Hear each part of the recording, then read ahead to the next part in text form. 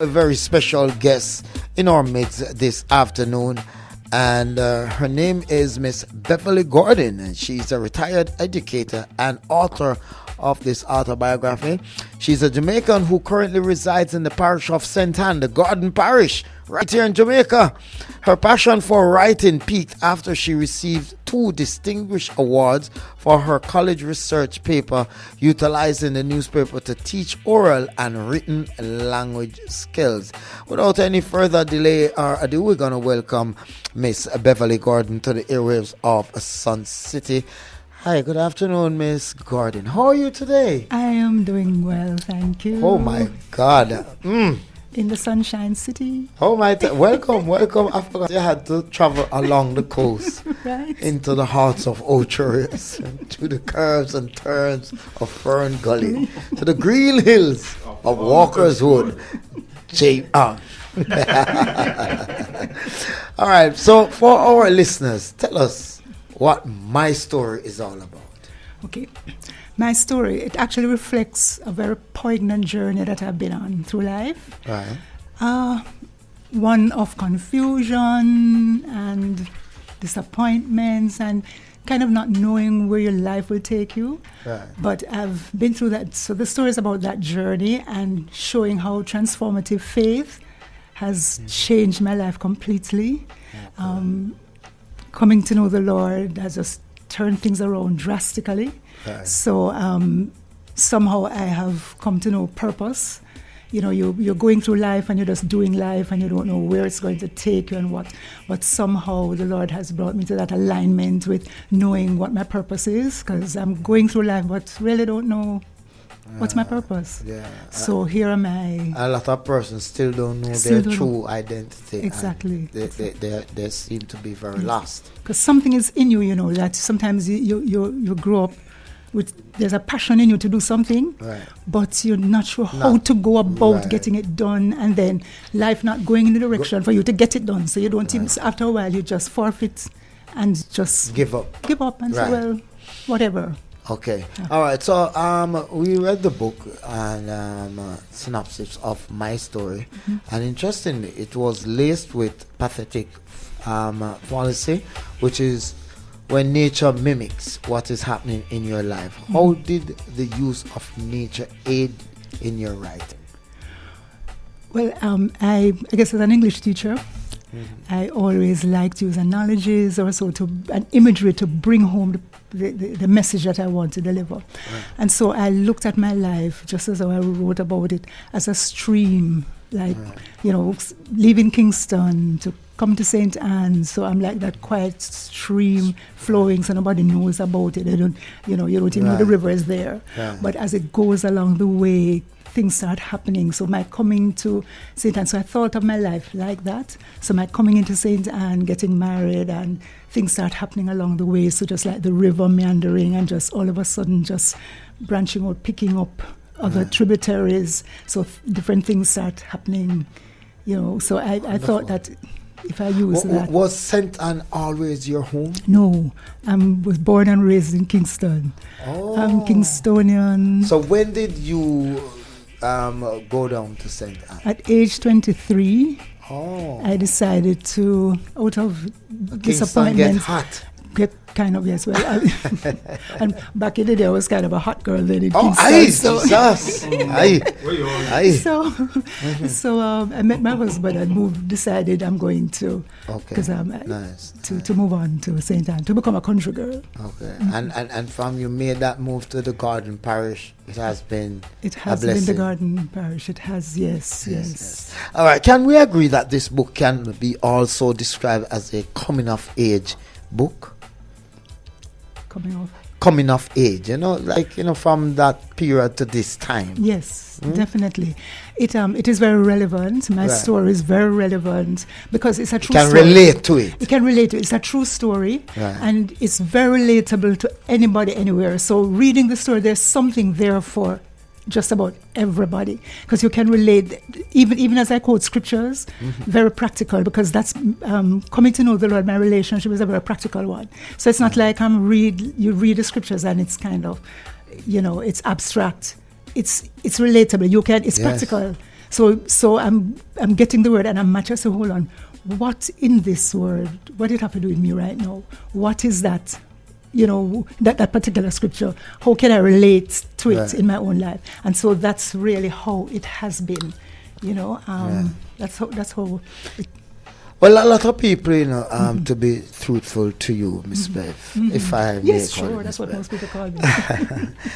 They have, they have hit rock bottom. They have went to the lowest point of their life. Sometimes you have been there as well, but giving up wasn't something of your choice. Not an option, right? And to the fact that you're familiar with this sort of situation, what about my story that will inspire people to never give up? My story is relating to how my life has been and how God has transformed my life. It will help a person to understand, no matter where you are, your journey. Doesn't matter how you start, because you will see in my story how I started. Right. And it doesn't matter how you start, it's how you finish. It's how you finish. Right. So for persons reading the book, they might be relating to their own stories, their own lives, and maybe want to give up. But just follow my story, and you're going to see how it has ended. Because I went on a particular trajectory, and I'm deciding that this is how I want my life to be. But coming in alignment with God and His plan, and this is an encouragement to persons, to when sometimes you feel like you're alone, you can't manage, and you don't know what to do, just hand it over to the Lord and let Him fix it for you. Because I had to learn that way. It wasn't easy. So I'm not just saying it's going to be easy, but I had to learn, and it happened. And you have to have self-discipline. You have to. And patience. Yes. Patience is a virtue. I have learned a whole lot of patience. I've said oftentimes to persons, it seems as if the Lord tests me with patience more than anything else. Wow. Because so I had to learn to be patient. So things I'm waiting for example, waiting to go to college, and at the time I was getting ready for university, things in the book I won't talk because you need to read the book. Right. But things started happening that I couldn't go to university. I had to wait 6 years. Wow. And I'm like, 6 years. You would have been graduating from university. Yes, but I had to wait on that 6 years. And then to see the end result, how much far more beneficial it was at that time. So like for most of the things that I have gone through and have years and years and years I've had to wait. All right, folks, the time is now 15 minutes going up to the hour of 5 o'clock. If you're just joining us here on the 104.9 FM, we're speaking with Miss Beverly Gordon, and she's a retired educator and author of this book. The book is called My Story. When I tell you about my story, folks, you take one of them long trip to Montego Bay on the Nuts for the Express, and you want to shut out the person behind you, in front of you, or beside you. You just start read my story. So by the time you reach on Montego Bay, you can tell somebody my story like a your story, but a really Beverly story. Right. That's a mix-up starting. All right. What can persons look for from you? What next can we expect from Miss Gordon? Because seeing that you have been retired now, you have more time on your hand from the busy classrooms and all. As a matter of fact, were you a classroom teacher? I was a classroom teacher. I was a teacher librarian. I was a guidance counselor, and then I became a principal. Oh, wow. Yeah. What school were you the principal of? Stewarttown Primary, Trelawney. So I spent 12 years as principal, then retired. Do you know a student named Annalee Bartley? Not sure. Okay, we will do some further investigation, Miss Gordon, because Annalee, she works here, so we want to know if you taught her. Maybe not. But very interesting, very interesting. And so you know about what's the difference with what you're seeing now happening in the schools. How was it different from when you were the principal or a teacher at these other institutions? Over the years, since I have retired, I have noticed there is a further breakdown. I'm saying further because the breakdown had started before I left. Yes, so I've seen a further breakdown in the discipline. students. Some things that I see circulating on social media happening in schools, and I'm like, I'm wondering, really?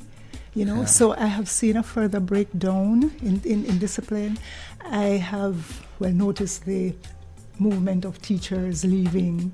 Even more, we did have shortage of teachers then, but even more so now. So that bothers me, and it bothers me with the discipline in the classroom with the students. How different was it from the time though?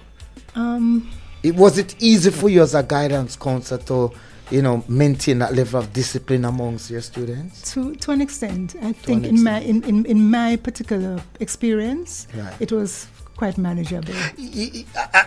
And I want you to bear with me, Miss Gordon, because I am drifting from the regular questions because there's something about you that I think I need to know more, because I feel like there's so much that I can learn from you as a former educator and a principal. And, it's like there's a spirit presence in the midst of us having this conversation, and you are somebody who I would like to talk to off air, if you offer services where you can just call and say, so Miss Gardner, having this situation, how you think I should go about the I'm just seeing that in you too. I'm seeing it in you, and I used to love reading books back then, but when you get old and you get so busy doing other things, you get caught up. I don't really take the time to sit down and read a book, but sometimes you learn from other people's story.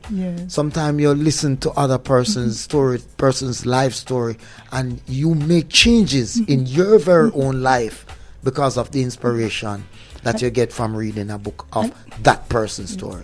And as I've stated in my story, in terms of, as I was saying earlier, that sometimes there's that confusion. You don't know what you really want to do with your life, and God has to just turn things around.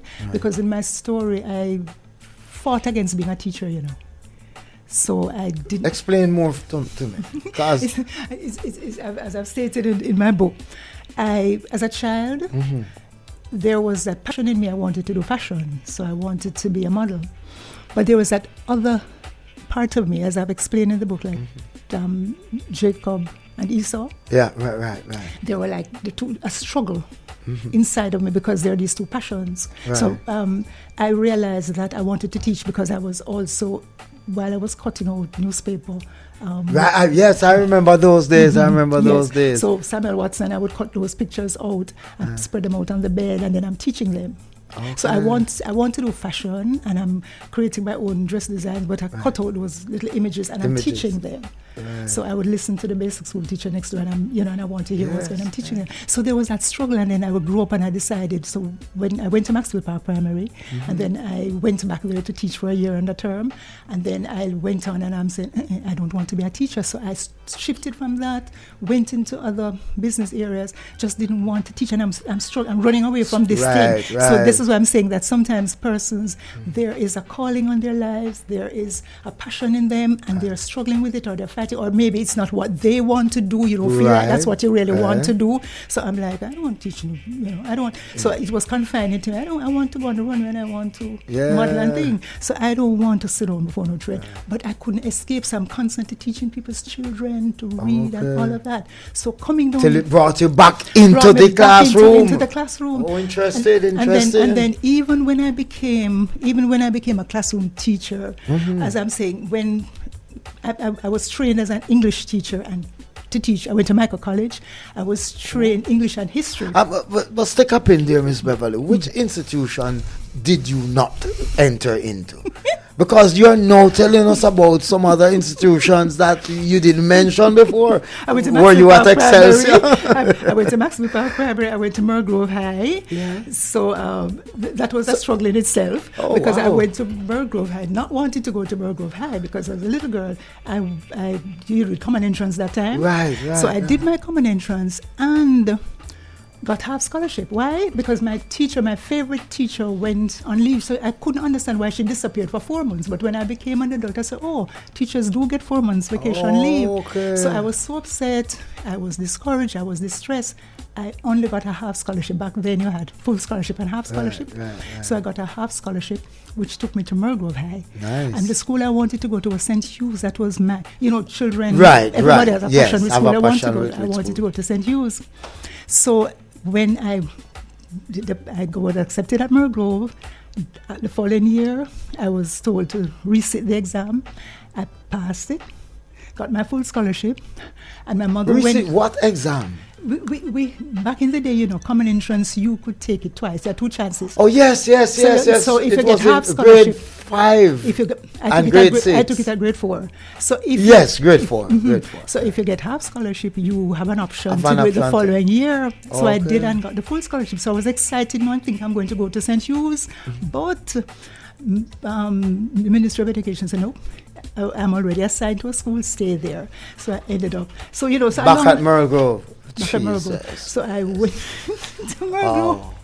Went to Mergrove and got into the group of children, started giving trouble first and second form, pure problems. So they decided. No, They Miss decided they were Beverly. going You to. don't come off to me as that kind of individual, Miss Beverly. It's not me giving the trouble, I'm just in the group of. Oh, you're in, okay. And so birds of a feather With a flock together. Flock together. That's right. And so but I was still in that like a feather group because there So I don't mean to cut, Yes. but all this is packed up in this book right here, My Story. my story. How is telling the story. interesting. Yeah, some bits and pieces of How interesting. story. So Hey, folks, the Yes. time is now 6 minutes going up to the hour 5 o'clock, and we're speaking with retired educator and the author of this book, My Story. And trust me, folks, listen to me.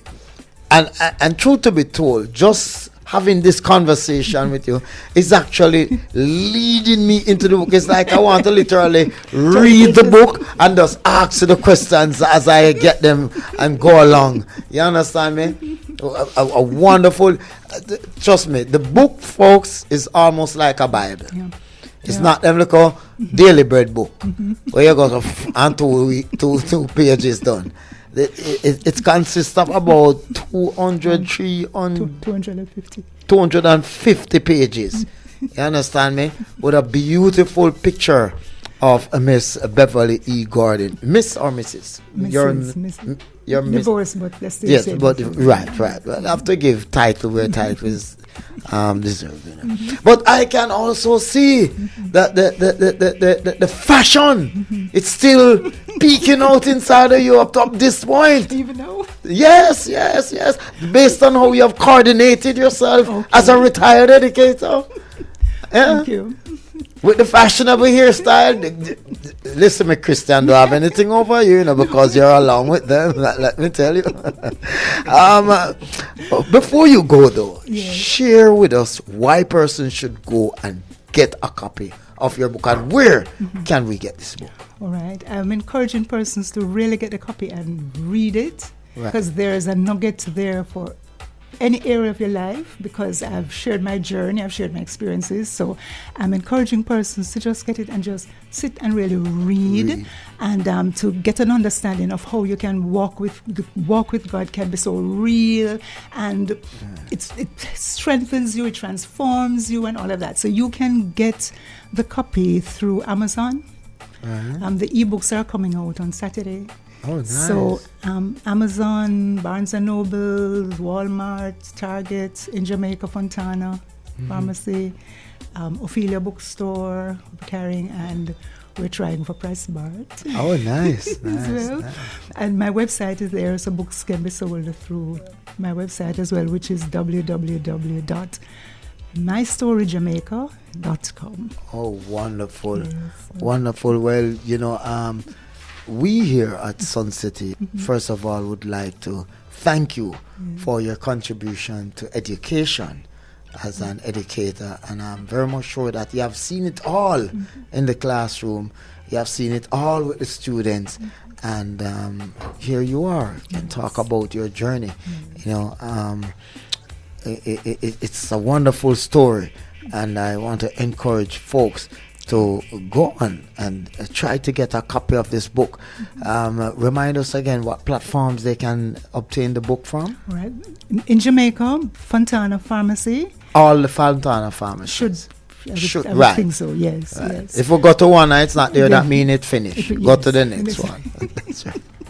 Yes, and I'm on Amazon mainly, and for persons overseas, Walmart, Target, and in Jamaica also Ophelia Bookstore, and through the website www.mystorygamaica.com. Yes, and I like your marketing strategy. I mean, you're not just stuck to like a bookshop alone out here. You're trying to, Yes. Yes. I was hoping that our outlet would be at Port Industry Road here in Portmore, because that's where I spent most of my time. Sometime, so I would. For outlet was around there where I could grab a copy of the book. That's why my publisher and I were thinking about Price Mart. Right. Because there's a Price Mart here, right? Right, Portmore, yes, in right. Portmore. Yes, Right, yes, yes. yes, I've been there. Yes, right. Yes. But you have to get it into the more, yes. what you would say, It's- busy thoroughfares. Yes, Right. we're trying to go global, and it will eventually spread. I'm That's sure. right. Well, it's a wonderful storyline, and it's about your life, your story, your journey, and only you know you. Yes. Nobody else can tell what you have went through Yes. unless they have went through it with you. But God was in the midst Yes. of your journey, Yes. and this is why you're able to get the wisdom, knowledge, understanding to publish a book of this nature. Yes. And here it is now, my story, folks. All right, And the best is yet to come. courtesy of Miss Beverly E. Gordon. All right, folks, you can go and get your copy. Beautiful, 250 pages. Read a book, man, and expand your intellectual horizons, and make sure that you can, of course, obtain something from the book. Not just read it because you did bored. Read it to understand it. All right. I want to thank you so much, Miss Gordon, for blessing us today with this great inspiration. I mean, a lot of person might not know to the depths what you have gone through, but just by listening to what you're saying sparks some interest in getting this book, to read this book. If they are book lovers, they're definitely gonna go for it. Thank you so much again. Thank And you for having you're me. welcome anytime. When you bring out part 2 or part 3, you let us know. All right, have Thank you yourself so a very great, much. beautiful soul in studios with us right now, Miss Beverly E. Gordon. Thank you for coming through the studios as we continue to educate, empower, and entertain you right here on SunCity.